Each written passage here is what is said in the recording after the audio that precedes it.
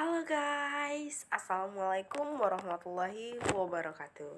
Balik lagi nih bareng aku Marisa dengan NPM A1G022003 kelas 1A dari Prodi PGSD nih teman-teman. Tetap di mata kuliah ya. Kali ini Marisa bakal ngejelasin tentang konsep manajemen pendidikan tinggi nih teman-teman. Tetap dengan dosen pengampu yang sama, yaitu Dr. Muhammad Kristiawan MPD. Kita bahas tentang konsep dasar pendidikan tinggi dan perguruan tinggi. Ada yang nyangka nggak kalau pendidikan tinggi dan perguruan tinggi itu beda? Pasti selama ini kalian nyangkanya sama ya kan? Sama, saya dulu juga nyangkanya gitu. Jadi, pendidikan tinggi dan perguruan tinggi itu beda ternyata teman-teman. Pendidikan tinggi itu merupakan jenjang pendidikan setelah pendidikan menengah yang mencakup program diploma, sarjana, magister, program doktor, profesi, dan program spesialis yang diselenggarakan oleh perguruan tinggi. Nah, sedangkan perguruan tinggi itulah satuan pendidikan yang menyelenggarakan pendidikan tinggi tersebut nih teman-teman. Nah, sampai sini udah tahu kan bedanya pendidikan tinggi dengan perguruan tinggi. Selanjutnya kita bakal ngebahas tentang konsep pendidikan tinggi ini teman-teman. Tujuan pendidikan tinggi itu apa sih gitu? Yang pertama itu menyiapkan peserta didik menjadi anggota masyarakat yang memiliki kemampuan akademik dan atau profesional supaya mereka itu bisa bergabung di dalam masyarakat gitu teman-teman. Yang kedua itu mengembangkan dan menyebarluaskan ilmu pengetahuan, teknologi dan atau kesenian nih teman-teman supaya ilmu pengetahuan itu menjadi berkembang gitu. Itulah tujuan dari pendidikan tinggi teman-teman. Selanjutnya kita masuk ke konsep perguruan tinggi. Perguruan tinggi itu dapat ada beberapa jenis ya teman-teman. Yang pertama itu akademik, politeknik, sekolah tinggi, institusi. Kalau akademi itu dia mencakup sebagian jenis jurusan saja gitu teman-teman. Kalau politeknik dia lebih ke pendidikan profesi seperti D3, D2, D4. Kalau sekolah tinggi dia mencakup suatu jenis ilmu pengetahuan seperti sekolah tinggi ilmu tarbiyah. Dia mencakup keseluruhan ilmu pendidikan tapi dia selingkup ilmu tarbiyah teman-teman. Kalau institut dia itu mencakup tentang satu jenis pendidikan juga seperti Institut Teknologi Bandung. Dia mencakup ke ilmu teknologi saja nih teman-teman. Dan universitas. Kalau universitas itu mencakup ke banyak jenis pendidikan. Dan itu banyak fakultas-fakultasnya seperti fakultas keguruan, dia mencakup ilmu keguruan, dan juga fakultas teknik, dia mencakup keseluruhan ilmu-ilmu teknik gitu teman-teman, dan banyak jenis-jenis pendidikan yang lainnya. Lalu penyelenggaraan pendidikan tinggi nih teman-teman. Pedoman penyelenggaraan perguruan tinggi itu ada dua.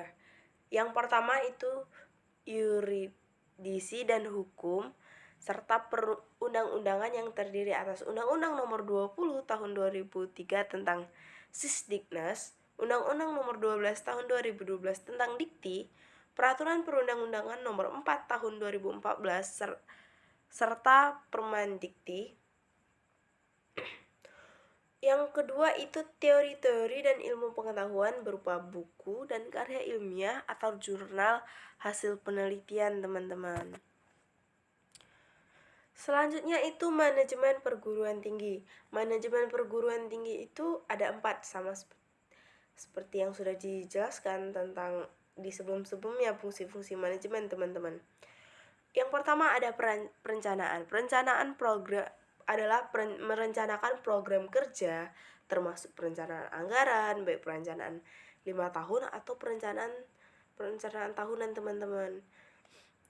Lalu pengorganisasian ini pengisian staf yang sesuai dengan kebutuhan perguruan tinggi dan sesuai juga dengan keahlian orang tersebut nih teman-teman.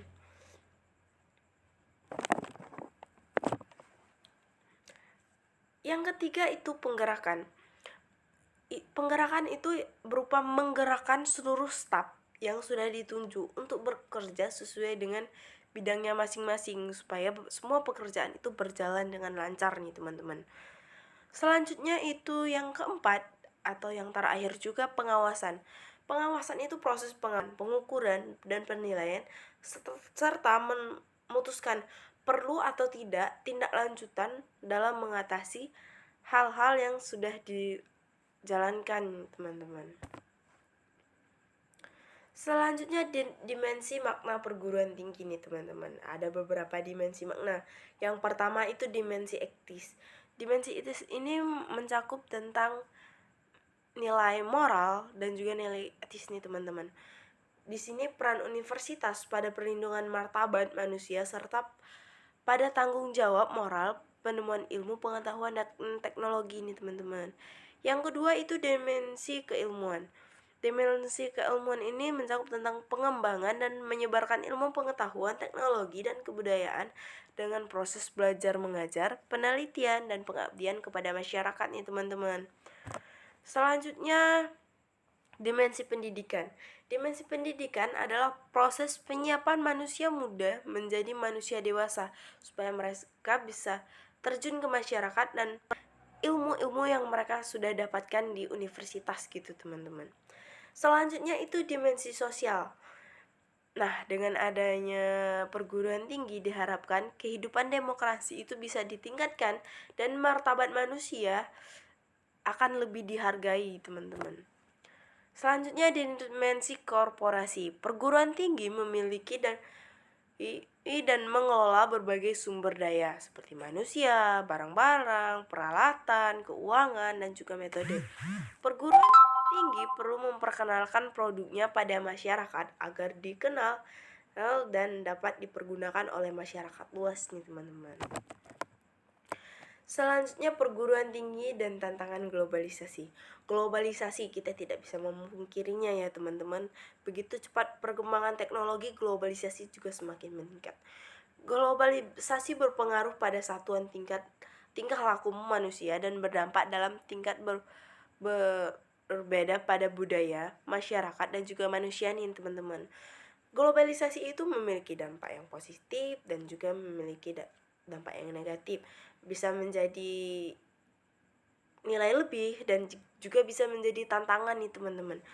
Dampak positifnya itu globalisasi menyediakan peralatan baru yang sangat ampuh dan membentuk jaringan global. Jadi kita bisa menemukan informasi tentang materi-materi yang kita butuhkan dari internet, teman-teman. Yang kedua itu lebih mudah dalam proses perkuliahan. Jadi di sini kita bisa kuliah dari jarak jauh nih teman-teman. Seperti halnya misalkan dosennya lagi keluar kota, kita bisa tetap perkuliahan melalui media Zoom atau Google Meet. Lalu yang ketiga itu universitas sudah tidak memonopoli produksi ilmu pengetahuan. Jadi ilmu pengetahuan ini menjadi luas gitu teman-teman. Jadi setiap universitas itu bersaing akan ilmu pengetahuannya. Nah, itu tadi kelebihannya. Lalu tantangannya apa gitu, teman-teman? Tantangan globalisasi itu tantangan pada proses pengelolaan. Dalam proses pengelolaan itu akan menjadi lebih sulit karena adanya globalisasi nih, teman-teman. Yang kedua, tantangan pada proses belajar dan mengajar. Nah, tadi proses belajar mengajar bisa menjadi dipermudah. Ini tantangan proses belajar mengajar itu bisa menjadi dipersulit loh, teman-teman. Dengan adanya globalisasi, kemajuan teknologi, jadi mahasiswa atau siswa sendiri lebih tertarik kepada perkembangan teknologi dan sulit untuk memperhatikan penjelasan-penjelasan yang dijelaskan oleh dosennya, teman-teman. Jadikan nilai nih teman-teman, nilai-nilainya itu menjadi lebih berkurang, seperti nilai nilai hormat kepada guru itu menjadi lebih berkurang. Nilai-nilai sopan santun itu juga menjadi berkurang karena adanya globalisasi. Budaya-budaya barat tadi masuk ke budaya kita, jadi lebih banyak mengadopsi budaya-budaya barat gitu teman-teman, atau budaya-budaya dari negara lainnya tanpa disaring. Oke guys, itulah tadi penjelasan dari Marisa. Terima kasih sudah menonton dan jangan lupa di like, di komen, dan di subscribe ya. Sampai jumpa di lain video. Bye bye. Wassalamualaikum warahmatullahi wabarakatuh.